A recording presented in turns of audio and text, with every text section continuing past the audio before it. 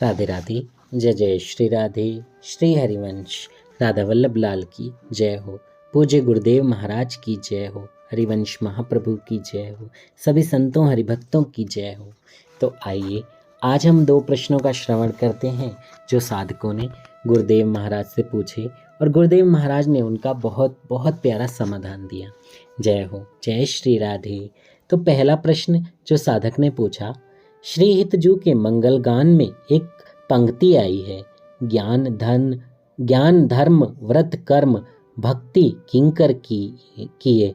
आप इसकी व्याख्या समझा दीजिए। जय हो।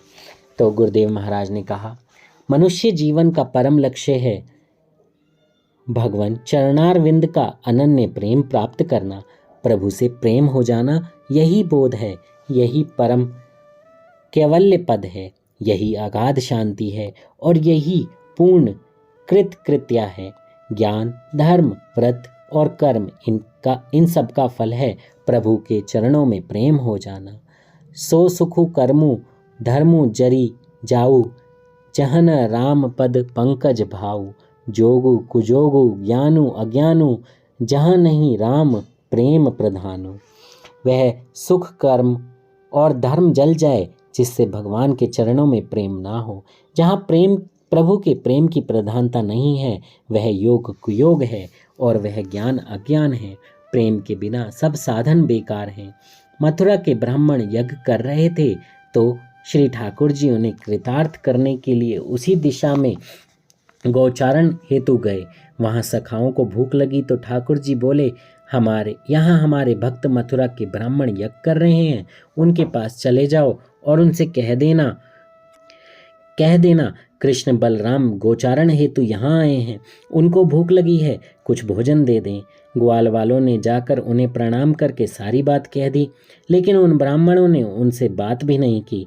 वे लौट कर आए। फिर प्रभु ने कहा, अच्छा अब उनकी पत्नियों के पास जाना। वे दोबारा गए। ब्राह्मण पत्नियों से जब उन्होंने बताया कि कृष्ण बलराम गोचारण हेतु आए हैं तो वह सुनते ही बावरी सी हो गई, क्योंकि वृंदावन की मालिनियाँ जब मथुरा पुष्प लेकर जाया करती थीं, वे नित्य ब्राह्मण पत्नियों को श्री कृष्ण के लीला चरित्र सुनाती थीं। लीला श्रवण से ही उनकी श्री कृष्ण में प्रीति हो गई। अतः जब उन्होंने सुना जिनकी लीला माधुरी रूप माधुरी हम सुनती हैं वे प्रभु भूखे हैं, तो तुरंत सुंदर सुंदर भोजन के थाल सजाकर पहुंची। और जब पहुंची तो भगवान ने जैसे गोपिकाओं के लिए कहा था वैसे ही उनके लिए कहा, स्वागतम वो महाभाग्यवानों तुम्हारा स्वागत है। फिर वो जो भोग लाई थीं ग्वाल बालों के साथ प्रभु ने उसे पाया। तदनंतर प्रभु उनसे बोले, अब वापस लौट जाओ।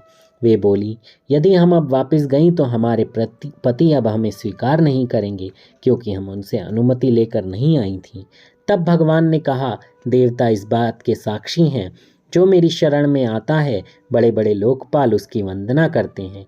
अतः तुम जाओ, वे आज से तुम्हारा विशेष आदर करेंगे। और जब वे लौट कर गईं तो उनके पतियों ने उनका बहुत सम्मान किया और स्वयं को धिक्कारने लगे और कहा, हाय हम प्रभु से विमुख हैं। यद्यपि उच्च कुल में हमारा जन्म हुआ, गायत्री ग्रहण करके हम दिव्य जाति हुए, हमने बड़े बड़े यज्ञ किए, किंतु हम भगवत विमुख हो गए। हमें धिक्कार है। हमारी विद्या व्रत पालन बहुज्ञता कर्मकांड आदि सब बेकार हैं, क्योंकि समस्त सत्कर्मों के फल साक्षात प्रभु श्री कृष्ण ने हमसे भोजन मांगा और हम यज्ञादि क्रियाओं में ही लगे रहे। लेकिन हम बड़े सौभाग्यशाली हैं, क्योंकि हमारी पत्नियां बड़ी भक्ता हैं। इसलिए कर्म कांड धर्म व्रत और ज्ञान का फल है प्रेम लक्षणा भक्ति की प्राप्ति, अर्थात श्री प्रिया प्रियतम के चरणों में प्रेम हो जाना। यहाँ मंगलगान में कह रहे हैं कि जिन्होंने प्रेम भक्ति के आगे इन सब को दास कर दिया, ज्ञान धर्म व्रत कर्म आदि ये सब भक्ति के अधीन हैं, जबकि भक्ति स्वतंत्र है। वह ज्ञान कर्म आदि के अधीन नहीं है। भक्ति स्वामिनी है और ये सब ज्ञान धर्म आदि कर्म आदि दास हैं। यदि प्रेम लक्षणा भक्ति नहीं आई तो सब बेकार है। श्री हरिवंश महाप्रभु जी करुणा करते हैं और वह प्रेम लक्षणा भक्ति प्रदान करते हैं, जो ज्ञान धर्म व्रत कर्म आदि को किंकर बनाए हुए हैं। जय श्री राधे। श्री हरिवंश, श्री हरिवंश। कितने अच्छे से गुरु महाराज ने समझाया है। जय हो। बहुत कृपा है ठाकुर जी की हम पर। जय हो। आइए अगला प्रश्न श्रवण करते हैं। अगला प्रश्न है, महाराज जी क्या नित्य सत्संग सुनना अनिवार्य है?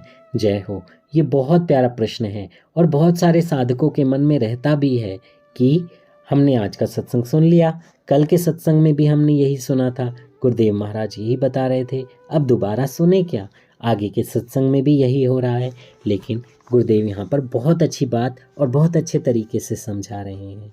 सुनिए, गुरुदेव महाराज ने कहा, सत्संग ही तो हमारा उत्थान करता है, सत्संग से ही हमारे अंदर दैवी संपदा आती है।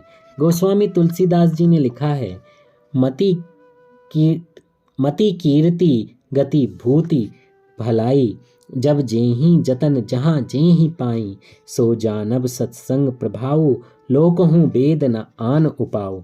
आज तक संसार में जिस किसी को भी जो भी कुछ मिला है, अर्थात सन्मति मिली, सन्मति मिली, निर्मल कीर्ति मिली, वह केवल सत्संग से ही मिला है। इनकी प्राप्ति का सत्संग के अलावा न लोक में कोई उपाय है और न ही वेद में। इसलिए नित्य नियम से सत्संग सुनो और उसे आचरण में उतारो। हमारे आचार्यों ने भी कहा है, बिना सत्संग के भजन हो ही नहीं सकता। भजन न होई संग बिनु, बिना भजन नहीं प्रेम। सत्संग के बिना भक्ति भी नहीं मिल सकती। भक्ति सुतंत्र सकल सुख खानी, बिनु सत्संग न पावहीं प्राणी।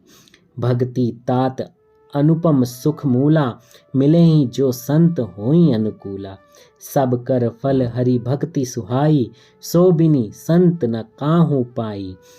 अस बिचारी जोई कर सत्संगा, राम भक्ति तेहि सुलभ बिहंगा। जय हो।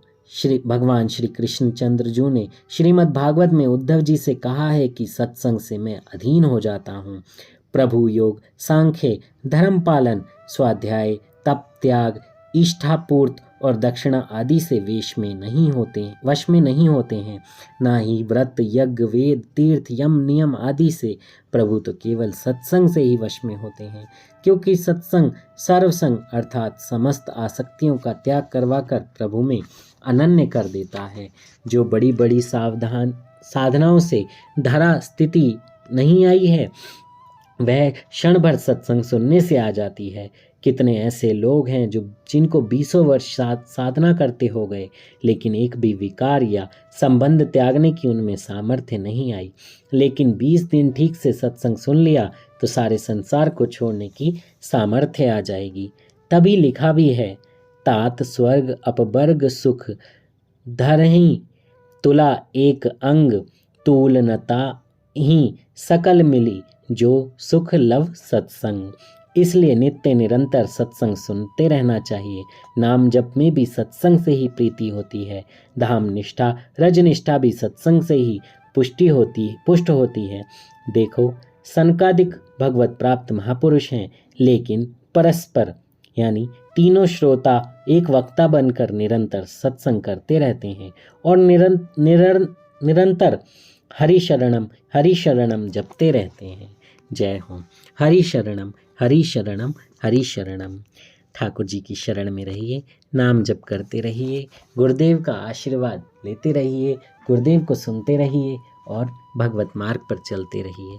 जय श्री राधे। मुझसे बोलने में कोई त्रुटि हुई हो तो क्षमा कर दीजिएगा। और ये साधकों के मन में जो ये प्रश्न है, उस बहुत सारे साधकों के मन में आते हैं, इसलिए आप इसे ज़्यादा से ज़्यादा अपने सर्कल में शेयर कीजिए, ताकि जो भी डाउट हो वो क्लियर हो जाए। जय श्री राधे। श्री हरिवंश।